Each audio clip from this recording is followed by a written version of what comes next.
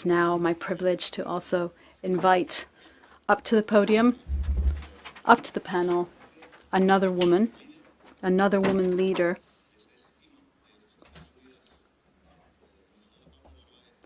Ambassador Paula Narváez, right at the top of the UN system.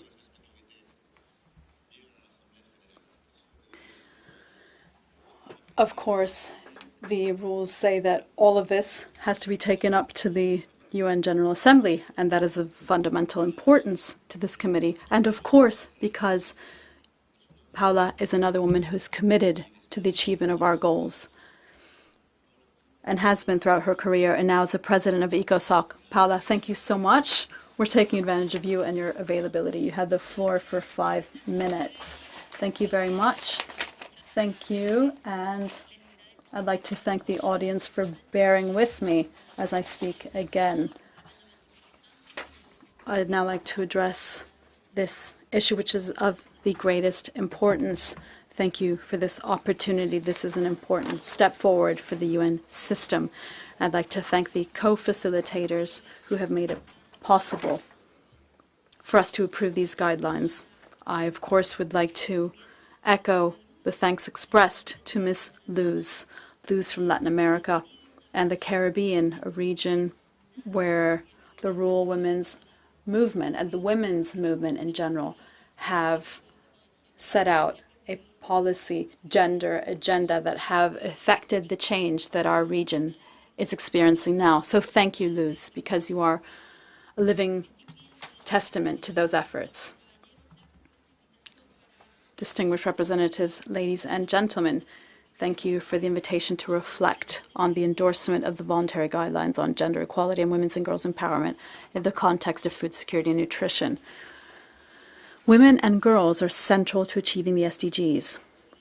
However, our progress toward Goal 5 has been, as we know, too slow.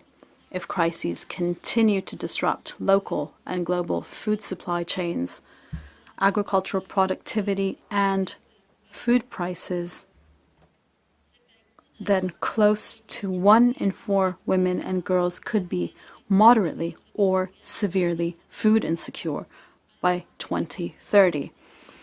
A further 236 million women and girls are projected to be pushed into food insecurity due to climate change. These are not figures, these are real people. At the same time, women's and girls' malnutrition, including undernutrition, micronutrient deficiencies, and obesity, are causing disease and reducing life expectancy. Addressing gender gaps in agri-food systems can both reduce food insecurity and boost global GDP by nearly $1 trillion. Therefore, investing in women is an investment in sustainable development. On the other hand, according to the Food and Agriculture Organization, FAO, women represent half of the agricultural workforce in the least developed countries and over 40% in developing countries. However, available data indicate that only between 10 and 20% of all landowners are women.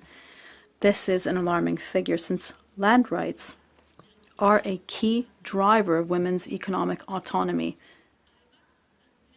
and women's power.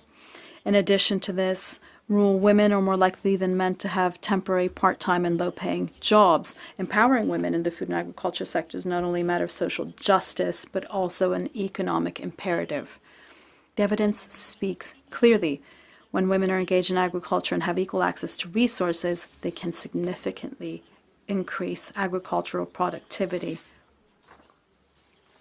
as is the case for all other fora where women's full participation is required. In some regions, if women had the same access to productive resources as men, they could increase yields on their farms by 20 to 30%, lifting millions of people out of hunger, as Luz was just saying, with the achievement of SDG 1. Moreover, women tend to reinvest a higher proportion of their earnings back into their families and communities, amplifying the positive impact of empowering women in this sector. The voluntary guidelines that you will adopt today, Excellencies, provide us with a path forward to enact concrete policies on food and agriculture that put gender perspectives at the forefront of our efforts. They reflect on lessons learned on gender-responsive public policies, programs, and innovative solutions. These guidelines highlight the need to address the root causes of gender inequality, including through legal and policy frameworks, institutional arrangements, national plans, partnerships, and investment.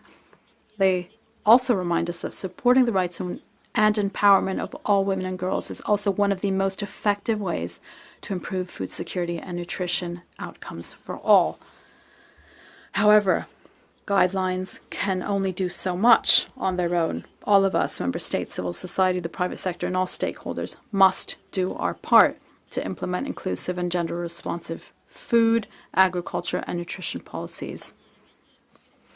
Women's empowerment in the agri-food sector not only yields economic benefits, but also contributes to long-term sustainable development.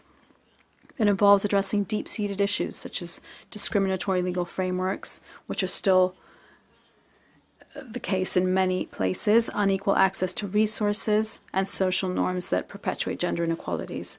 By closing these gender gaps, we can create a more equitable, resilient, and prosperous world. As president of ECOSOC, I have made the promotion of mainstreaming gender equality a priority, focusing on the multiplier effect of the empowerment of women and girls. Another priority has been directing attention to the food crises and strengthening agricultural development as a frontline humanitarian response. I look forward to engaging you all in the work of ECOSOC this year. During this cycle, you can count on my support for the implementation of these guidelines and in terms of disseminating them, because I feel that is key. Halfway into the implementation of the SDGs, Chair, our women and girls cannot wait any longer for gender equality to become a reality. I hope that the adoption of these guidelines today will serve as a renewed commitment to mainstreaming gender equality across all sectors, with a view to achieving the SDGs by 2030, but above all, with a view to living well. Thank you.